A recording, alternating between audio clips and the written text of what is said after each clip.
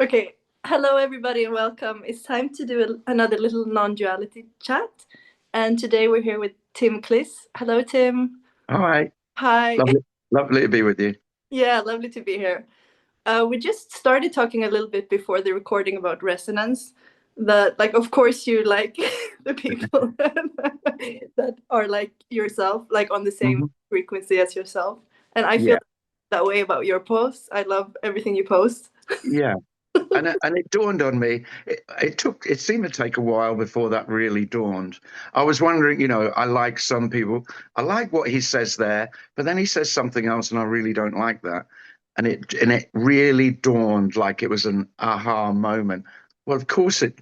I don't like that because I wouldn't say that. Yeah, but it makes sense though. I mean, It's just so natural. yeah, whatever comes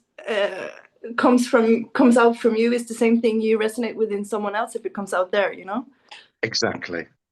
Yeah. Exactly. Yeah. And of course, what you realize then is it's nothing to do with being right, and I mean, that's quite a revelation as well. You always thought the resonance was about truth, but it's not. Mm. And that's quite a hard pill to swallow, I think, for a lot of people when you've been a seeker of truth or a seeker of reality. And then it dawns that the only reality is what you have called yours. It's not yours, but what you've called your reality is the only reality. There's no knowing. I can't know your reality. You can't know mine. No, There you is can't no get it outside of it. there is no escape at all. And it's that when you've been trying to escape for a lifetime in 1,000 different ways of escapism, um, it can be really hard. And I think for a lot of people, that's when despair can appear, can rear its head when it's obvious that there's no escape. Yeah, it's And that, hardcore. and that, yeah, that's really hardcore. And that's how it was for me. And now there's really great, it's not escapism anymore, but the resonance when someone like yourself resonates with what words are spoken here, even though they're empty and they don't mean anything, it is very beautiful when someone obviously resonates with them. Yeah. Because the aloneness is absolute. And yet, of course, what you've called your aloneness and my aloneness is not mine or yours. And then there's a beauty in it that's is hard to convey. But the shared aloneness, you could say, Mm. which is a misnomer, is paradoxical. But there is a love of the shared aloneness. I think Mhm. that's why I love sharing it. Mhm. So how did you actually get into this from I don't think I heard your story. Um,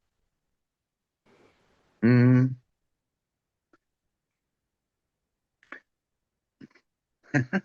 I guess the catalyst was an awakening experience.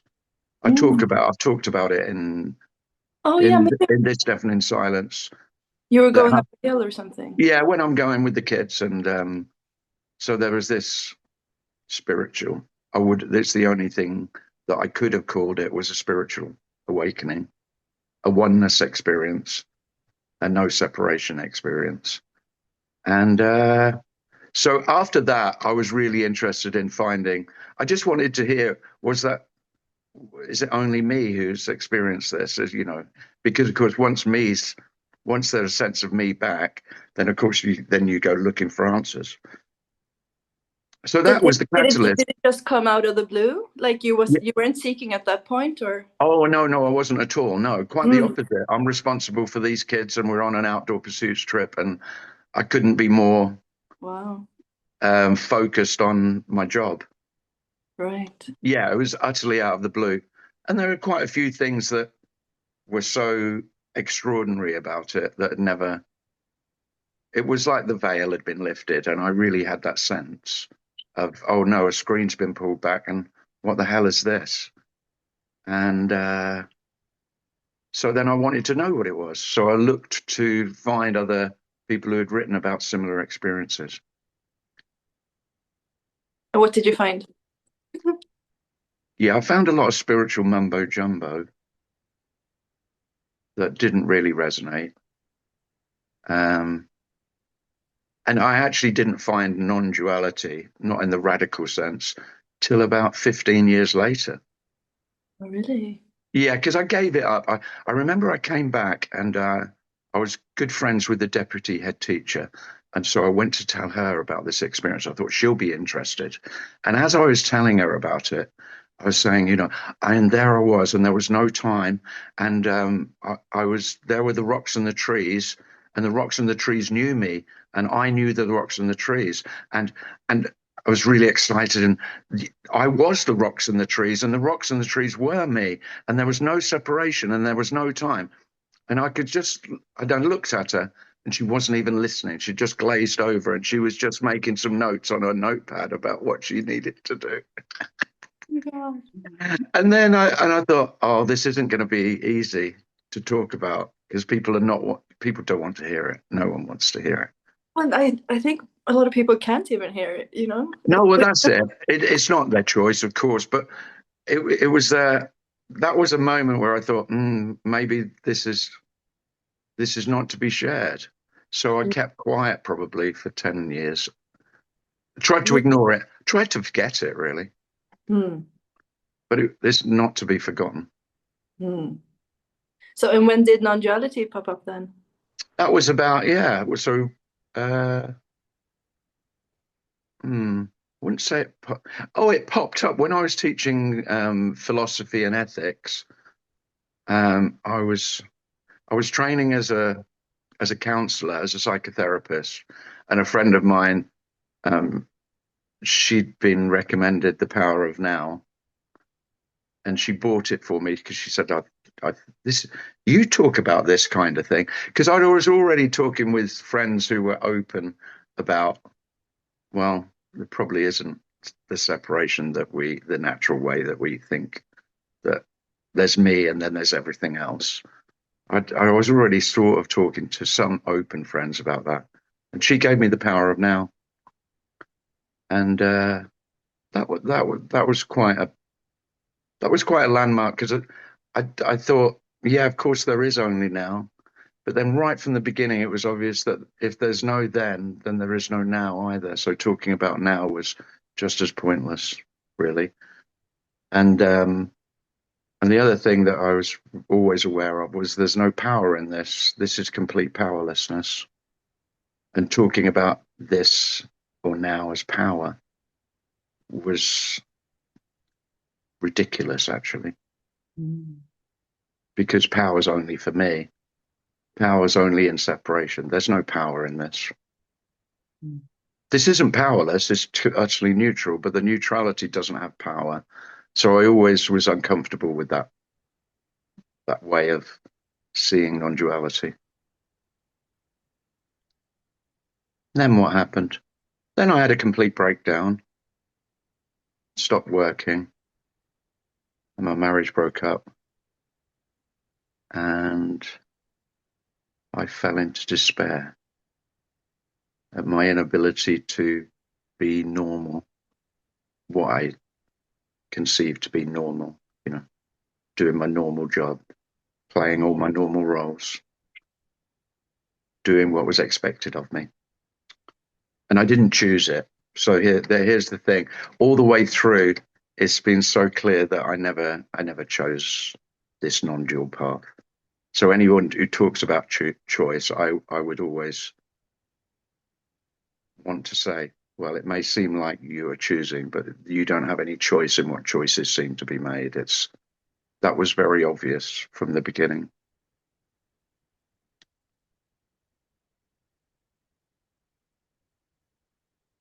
Yeah. And I started to write a little bit, and I spoke to a few more friends who I'd been to Tony Parsons with. Oh, I started going to see Tony Parsons regularly and swearing and getting really frustrated. And then I also loved Lisa Cairns. I went to see Lisa quite a few times. And I went to see Jeff Foster when he first started speaking. I loved the way Jeff spoke about this. when he was a non-duality. Remember, he's a recovering non-duality speaker now. Yeah, I heard. He's in recovery from it. Bless him. I still love Jeff. You can't not love him. He's full Yeah, of love. I feel like people shift a little bit. Even Lisa Cairns also is a little bit like less radical. Well, No. both. It's funny that they were kind of my two favorite. They're who I resonated with most. Those two, and they've both moved away from. Mm, They've become more therapeutic in the way that they speak about this.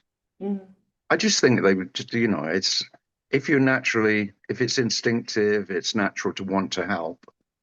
They just mm. want to help. And that's still alive in me. I mean, I've been in helping professions all my life as a teacher. It's still alive now at this point, or like No. Well, no? I say no, and yeah, of course it is, but not. Mm. I now think, I now think, I now think radical non-duality in its total abstinence of giving any direction and It's the support most helpful thing. Yeah. is more helpful than anything else. And now uh, that's a hard thing to say, but of course I do think that. But it's only here's the thing: it's like only if you've been infected. It's not for those who can't hear, and that's nearly everyone. So, but for those who have been, have got the virus. Once you've got the bug, you're fucked. And so I find it really loving and compassionate to talk to those who are already fucked. Those who think they aren't quite fucked yet, they probably need to carry on with some helping. Yeah, yeah. It everything plays out just as it does, you know. Yeah. But it's funny because it like everything.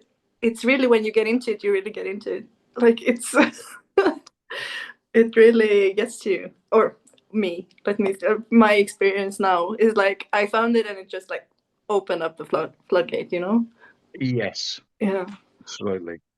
So it's lovely talking to you, but I can't go down the pub and talk to my friends about it because they can't hear it. Some of them, even if they want to hear it, they still can't hear it. Mm. And there's hardly any want to hear it. Most just go, "What is that bullshit that you talk Mm. about?" And That's they tolerate me, but I'm a dangerous weirdo. Even though, because I'm a dangerous weirdo who's appearing normal, but really, have you heard what he says? If you look on his website, he's mental. So beware of him because he looks normal. He even can sound quite ordinary and normal, but he's not. yeah. But do you ever get affected in any way what other people think of you or Oh, yeah. yeah? Oh, yeah.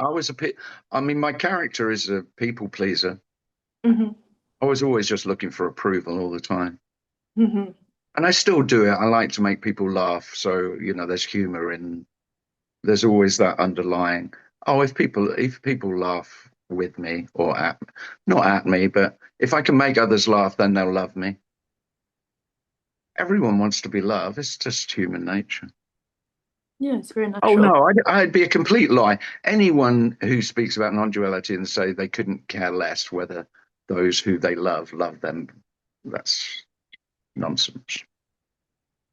But I mean, you still carry on talking about it, even if people think you're a weirdo for doing it, you know? I have, regardless. No, it's no, it seems unstoppable. This has been very really okay on a really practical level. This has been dreadful for me. Mm. How come? Oh, it destroyed everything. Mm. Everything that I thought was mine. Mm. It is, of course, nothing has been destroyed in that, but the sense of it when it was happening was like destruction, was annihilation, was like everything being put to the fire. Hmm. All my dreams, all my pride.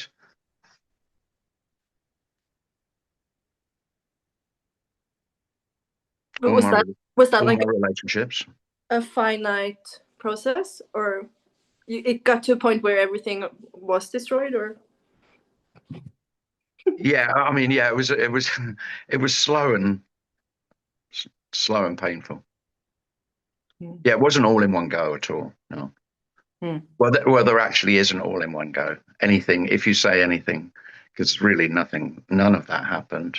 You know, I've told you all my story there, and I mean, the most ridiculous thing is that I've just made that story up. That's what everyone does when they tell you a story. They've just made that up. I know. That's wonderful. Yeah. It's also so. Because I've just told you the story, and some of it would be similar to the story I've told before, but it's really clear that no, I've never told that story, because there's parts of it, and I have to say there is a genuine sense that I'm making it up, or that not I'm making up. It's just it's no different to the cloud coming across the sky. You know, I have no more say over it than that. It's so cool, though. It is lovely. Yeah. But then that's where everything seems lost, because my past isn't real in the sense of how most selves see the past. Most selves see the past as absolutely true. You know, that is who I am. Who I am is my truth. I am what I am. And what I am is really only my story. And it means something about me. It pretty much means everything about me. Yeah. I am only what my past has made me what I am today. So without the story, I literally don't exist, or I don't know how or why or in what way I exist. So for self, that's devastating. And that's what seemed to happen with me. I didn't believe the story anymore. It was just a story.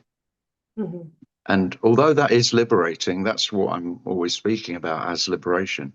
It can feel very devastating to the one who's lived in that story, as that story. It's very that's when I say when it felt like I was losing everything. And of course there was only the story anyway, so the story remaining there's no loss whatsoever. But my story and your story, in the past my story would have been the only one that mattered. Now my story and your story are just two different stories. And neither of them is more significant than the other. And it was like when that was all doubtless, as it is doubtless, then I was no longer the center of the universe. So it wasn't that everything was revolving around me. I did love Jeff Foster's first book, was all about this center. There was life without a center. That, you know, that there's not me as the sun, and I shine my light on everything, and everything is in relation to me. Right. This is life without a center. I can't find a point, because there's no sense of I'm watching. I'm no longer the observer. I'm no longer the witness. I'm no longer. But of course, losing the sense of that was never the case. That was always, you can say, the only word that makes sense is illusory, in that it really felt real, but it's not. This doesn't have a center to it. And then you're just interacting with other human beings all day long who are totally convinced in their centeredness, groundedness. All therapy is about that. Selves get really, I don't know, they feel the ground is not solid beneath them, so they go to a therapist, and then they feel centered and grounded again, and then they go off as themselves and feel quite okay. And this is losing all of that, which to self is dreadful. Yeah, nothing to hold on to. No, No fixed no, point. Yeah. no. Especially my past. You know, my that's not fixed. When the past is not fixed, but appears brand new, just as everything else does, it's just an appearance. And it's very obvious that unless there's a memory seemingly appearing, then there is no past. And that's not a philosophical idea. It's actually the actuality. It's not doubted. It's not doubted that there's no past, present,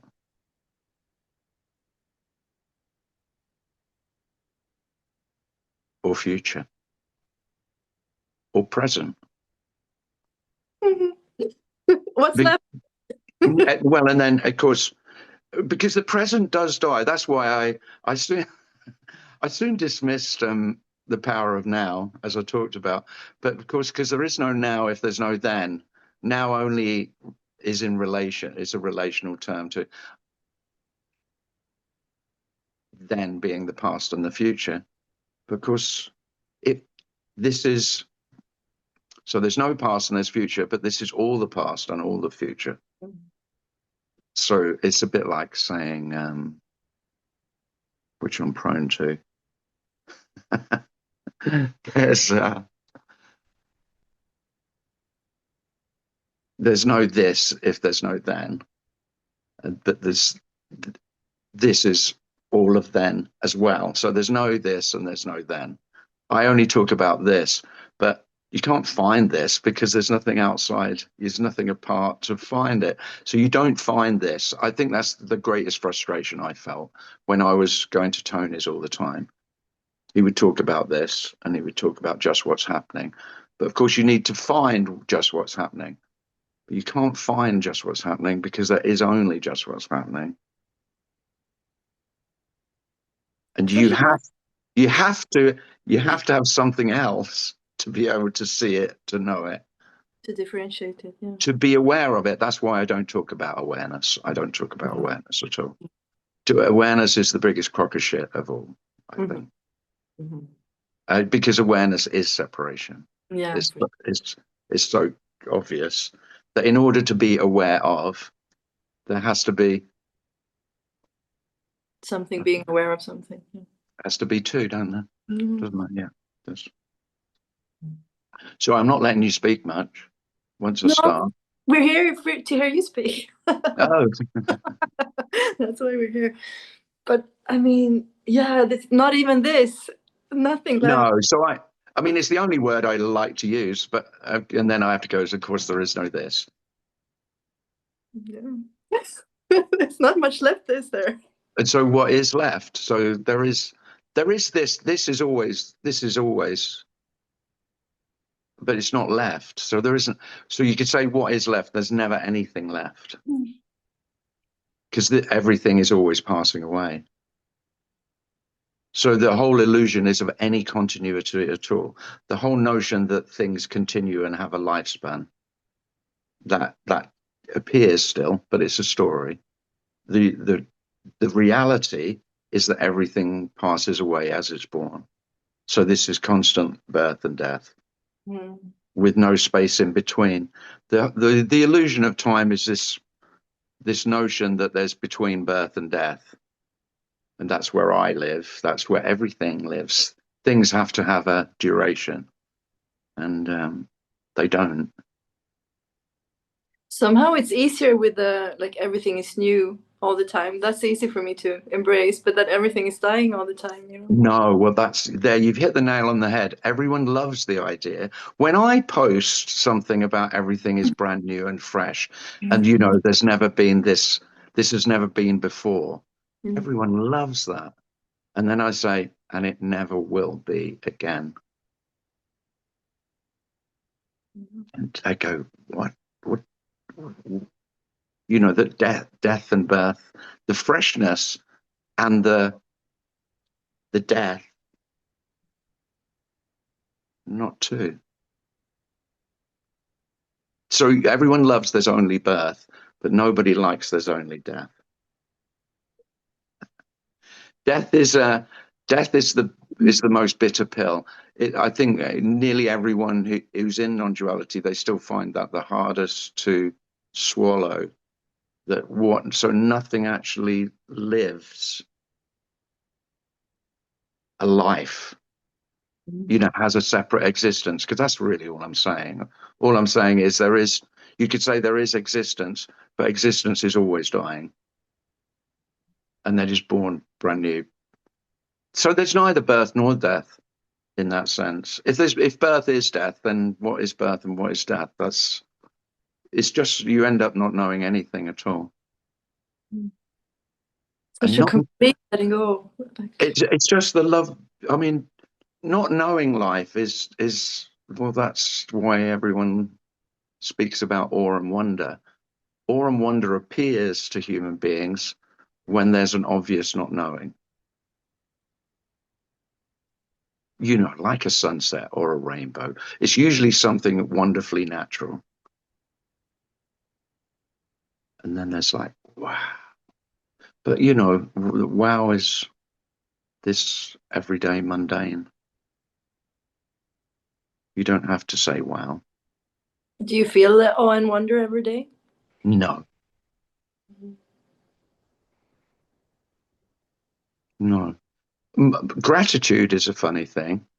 I feel much more gratitude than I used to. Again, only in the story. But it's funny that there is a gratitude because for this aliveness, for this appearance, because it's obvious that there doesn't have to be anything. This is nothing, appearing to be everything. And of course, it could be nothing at all. Well, nothing at all would be nothing at all. But here's everything. I mean, I wouldn't call it awe and wonder. And yet there is yeah, at a low level, it's just like gratitude for everything that there is. Because why isn't there nothing? It's kind of like that. That's pretty sweet. Yeah, and there is a sweetness. There is a really sweetness to it.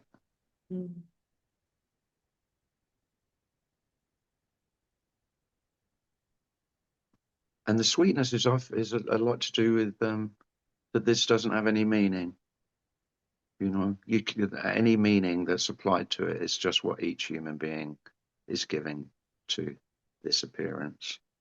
Every human being applies their own meaning and then looks to other human beings to confirm, I think it means this. Do you agree with me? And then they all band together. And if there's enough of them, they start a religion or a philosophy and say that's the truth. We now know the truth. And I do love non-duality because it's saying essentially even if there is a truth, there's no possibility of knowing the truth. Yeah, I love that. Isn't that beautiful? For me, that's the most beautiful. So I could say this is the truth, but I would immediately say, well, I don't know that.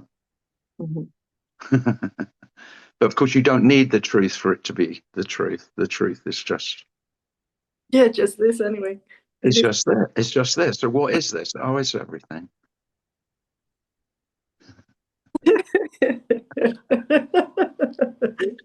Yeah. And yeah, there is a sweetness to it. Yeah, I can feel that. I think that might be enough for just a little tiny chat today. Nice to end on the sweetness, I think. Oh, lovely. Oh yeah, me too. It was a pleasure speaking to you, meeting you. Oh, thanks. I think I've told a bit too much personal shit there for my liking, but there we go. No way. No. Well, there was quite a lot of storytelling, but there we go. Yeah, so what? So what? Exactly. It's also what. Okay. Oh, thanks, Andrew. Thanks for asking me. Yeah, have a great day. And Take care. you. Bye bye. Bye.